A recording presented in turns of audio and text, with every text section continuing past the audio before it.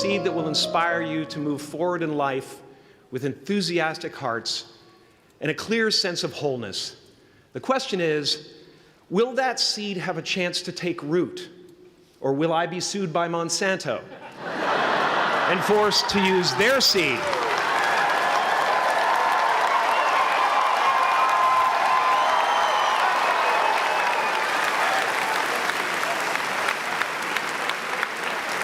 Which may not be totally Ayurvedic.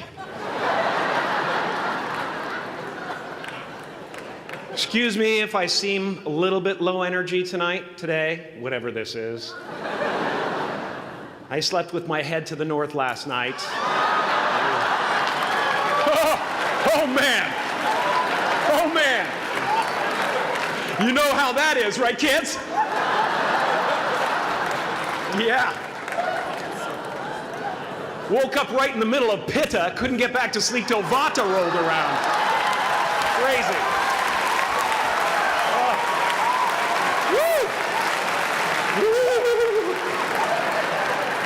But I didn't freak out, you know. I used that time to eat a large meal. Connect with someone special on Tinder. Because life doesn't happen to you, it happens for you. How do I know this? I don't, but I'm making sound, and that's the important thing. That's what I'm here to do. Sometimes I think that's the only thing that's important, really, you know? It's just letting each other know we're here. You know? Reminding each other that we're part of a larger self. I used to think Jim Carrey is all that I was. Just a flickering light, a dancing shadow. The great nothing masquerading as something you can name. Seeking shelter in caves and foxholes dug out hastily. An archer searching for his target in the mirror. Wounded only by my own arrows. Begging to be enslaved. Pleading for my chains. Blinded by longing and tripping over paradise.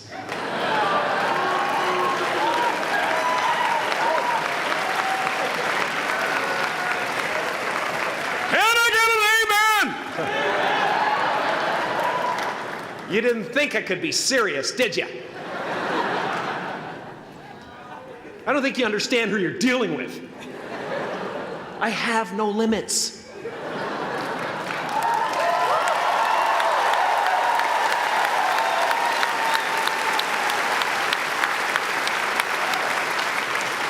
I cannot be contained because I'm the container.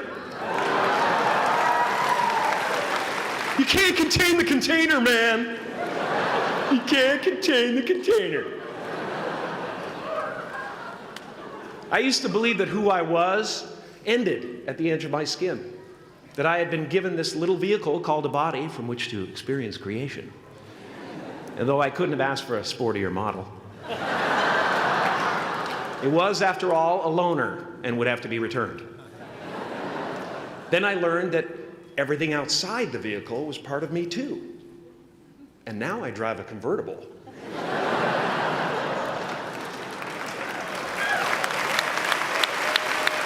Yeah, man. Top down, wind in my hair. Woo!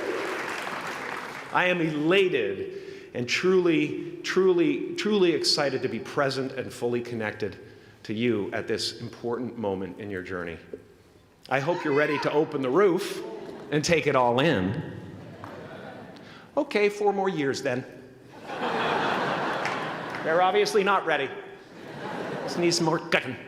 Now, I want to thank the trustees, the administrators, the faculty of MUM for creating an institution worthy of Maharishi's ideals of education, a place that teaches knowledge and experience, the knowledge and experience necessary to be productive in life, as well as enabling the students through transcendental meditation and ancient Vedic knowledge to slack off twice a day for an hour and a half.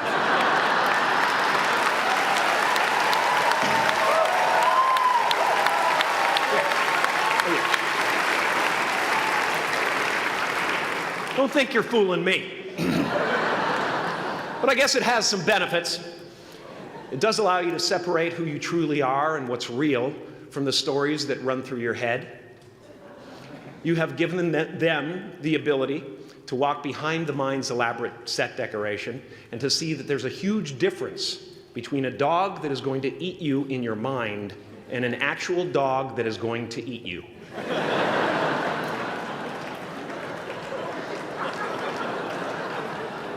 That may sound like no big deal, but many never learn that distinction. And they spend a great deal of their lives living in fight or flight response. I'd like to acknowledge all of you wonderful parents. Way to go. What a fantastic job you've done.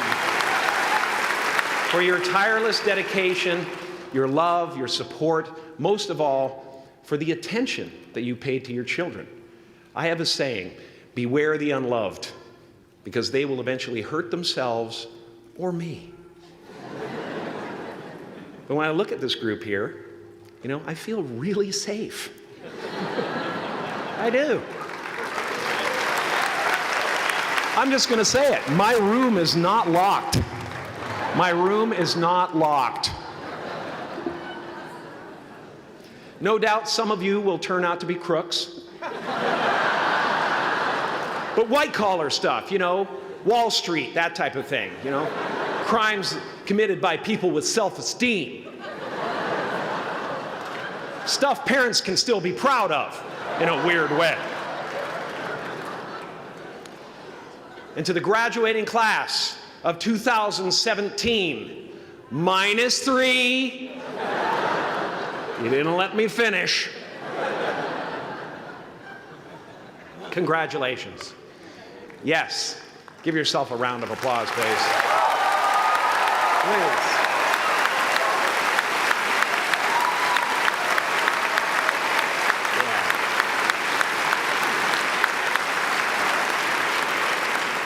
You are the vanguard of knowledge and consciousness, a new wave in a vast ocean of possibilities.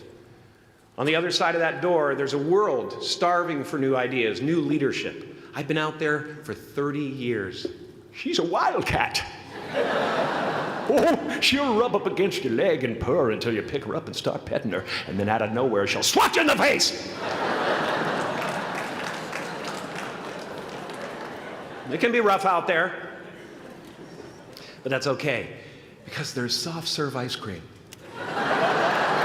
with sprinkles. I guess that's what I'm really trying to say here today. Sometimes it's okay to eat your feelings. Now, fear is going to be a player in your life, but you get to decide how much.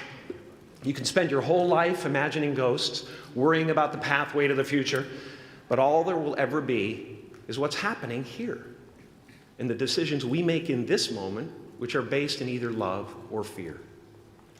So many of us choose our path out of fear disguised as practicality.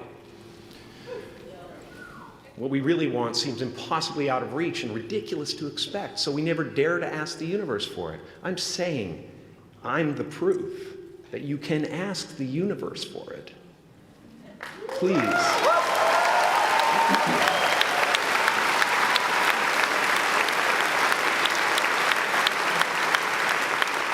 And if it doesn't happen for you right away, it's only because the universe is so busy fulfilling my order.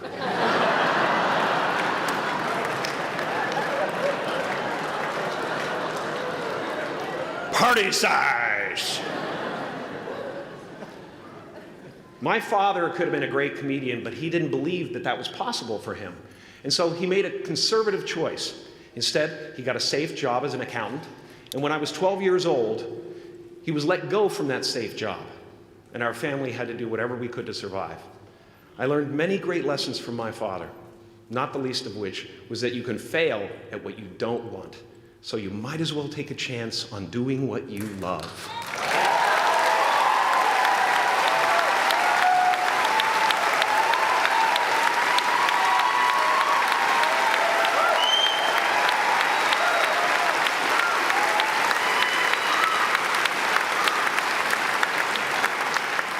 It's not the only thing he taught me, though. You know, I watched the effect of my father's love and humor and how it altered the world around me. And I thought, that's something to do. That's something worth my time. It wasn't long before I started acting up. People would come over to the house and they'd be greeted by a 7-year-old throwing himself down a large flight of stairs. They would say, "What happened?" And I would say, "I don't know. Let's check the replay."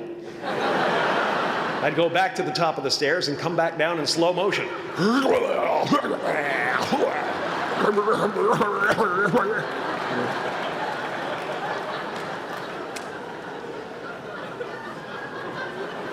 It was a very strange household. My father used to brag that I wasn't a ham, I was the whole pig. And he treated my talent as if it was his second chance. When I was about 28, after a decade as a professional comedian, I realized one night in LA that the purpose of my life had always been to free people from concern, just like my dad. And when I realized this, I dubbed my new devotion the Church of Freedom from Concern. The Church of FFC.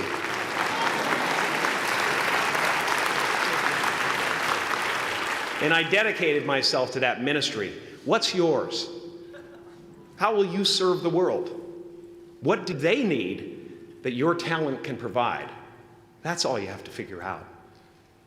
As someone who's done what you're about to go and do, I can tell you from experience, the effect you have on others is the most valuable currency there is.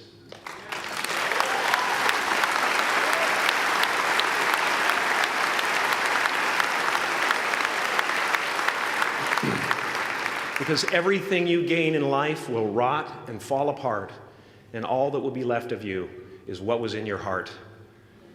My choosing to free people from concern got me to the top of a mountain. Look where I am. Look what I get to do. Everywhere I go. I'm going to get emotional because when I tap into this, it really is extraordinary to me. I did something that made people present their best selves to me wherever I go.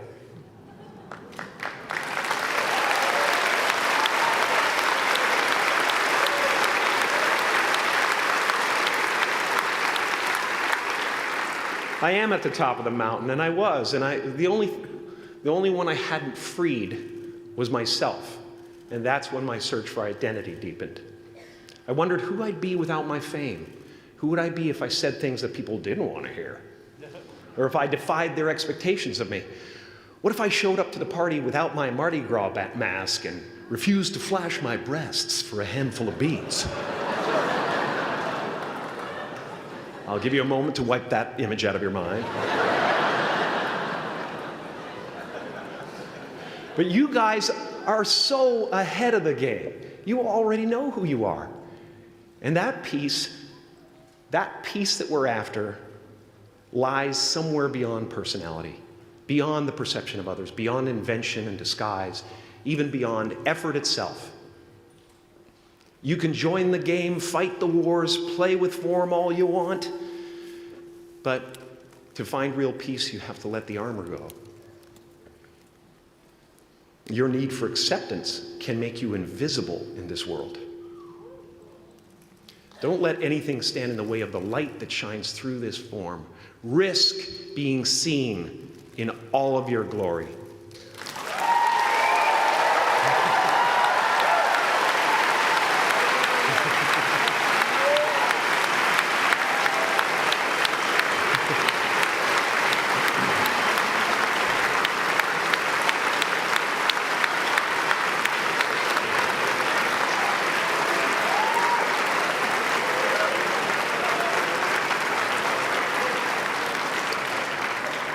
It's not big enough. This painting is big for a reason. It's called high visibility. It's about picking up the light and daring to be seen. Here's the tricky part. Everyone is attracted to the light. The party host up at the top, who thinks unconsciousness is bliss and is always offering to drink from the bottles that empty you. Misery below her. Despises the light, can't stand when you're doing well, wishes you nothing but the worst, The Queen of Diamonds, under him, needs a king to build her house of cards. And the hollow one down bottom there will cling to your leg and say, "Please don't leave me behind, for I have abandoned myself." Even those who are closest to you and most in love with you, the people you love most in the world, will find clarity confronting at times. This painting took me thousands of hours to complete. And when I was finished, thank you, thousands of hours, yes. I'll never get them back. I'll never get them back. I worked on this for so long. I was weeks and weeks like a madman alone on a scaffolding. And when I was finished, one of my friends said, "This would be a cool blacklight painting." So I started over.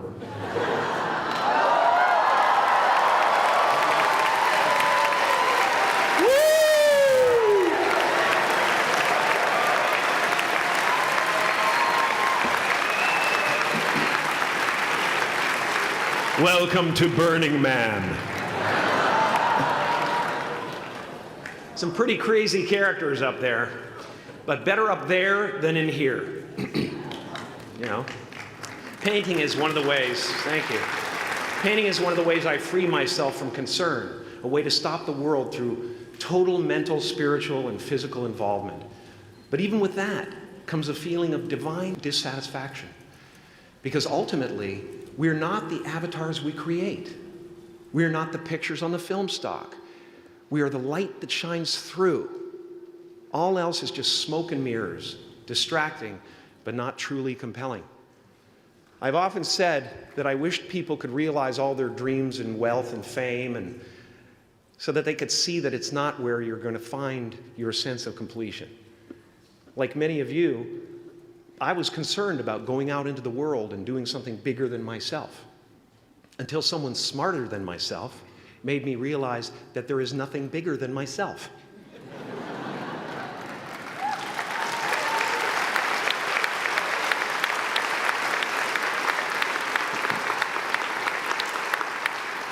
My soul is not contained within the limits of my body. My body is contained within the limitlessness of my soul, one unified field.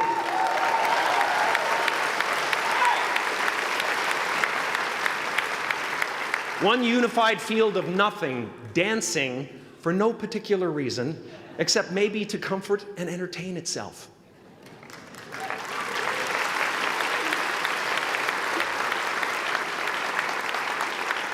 As that shift happens in you, you won't be feeling the world, you'll be felt by it, you'll be embraced by it. Now I'm always at the beginning. I have a reset button, and I ride that button constantly. Once that button is functioning in your life, there's no story that the mind could create that will be as compelling. The imagination is always manufacturing scenarios, both good and bad, and the ego tries to keep you trapped in the multiplex of the mind.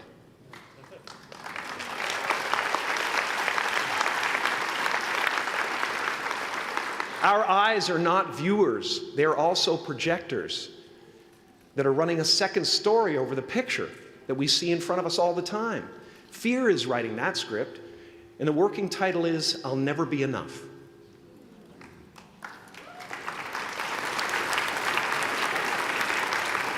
Now you're going to look at a person like me and say, "How could we ever hope to reach those kind of heights, Jim? How can we make a painting that's too big for our home? How do you fly so high without a special breathing apparatus?" This is the voice of the ego. And if you listen to it, there will always be someone who's doing better than you. No matter what you gain, ego will not let you rest. It will tell you that you cannot stop until you've left an indelible mark on the earth, until you've achieved immortality. How tricky is this ego that it would tempt us with the promise of something we already possess?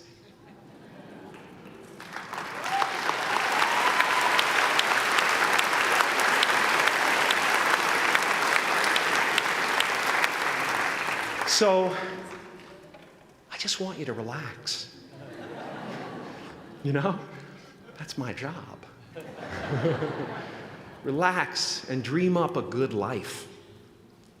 I had a substitute teacher from Ireland in the 2nd grade that told my class during morning prayer that when she wants something, anything at all, she prays for it and promises something in return, and she always gets what she wants. Well, I'm sitting at the back of the classroom, you know, thinking, wow, my family can't afford a bike, you know. So I went home and I prayed for one. And I promised I would recite the rosary every night in exchange. Broke that promise. But 2 weeks later, I got home from school to find a brand new Mustang bike with a banana seat and Easy Rider handlebars. Yeah. From fool to cool. My family informed me that I had won the bike in a raffle that a friend of mine had entered my name in without my knowledge whatsoever. So that type of thing has been happening to me ever since. And as far as I can tell, it's just about letting the universe know what you want and working toward it while letting go of how it comes to pass.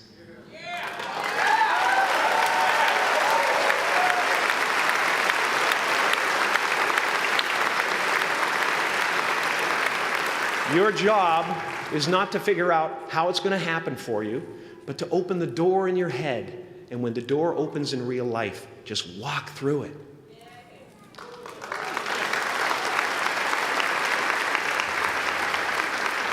And don't worry if you miss your cue, because there's always doors opening. They keep opening. And when I say life doesn't happen to you, it happens for you, I really don't know if that's true. I'm just making a conscious choice to perceive challenges as something beneficial so that I can deal with them in the most productive way. You'll come up with your own style. That's part of the fun. Oh, and why not take a chance on faith as well?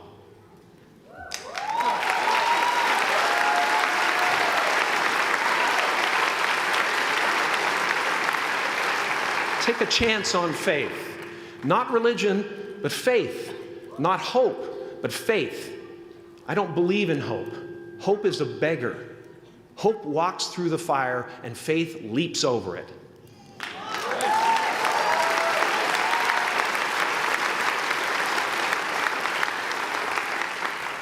You are ready and able to do beautiful things in this world. And after you walk through those doors today, you will only ever have two choices: love or fear. Choose love, and don't ever let fear turn you against your playful heart. Thank you so much.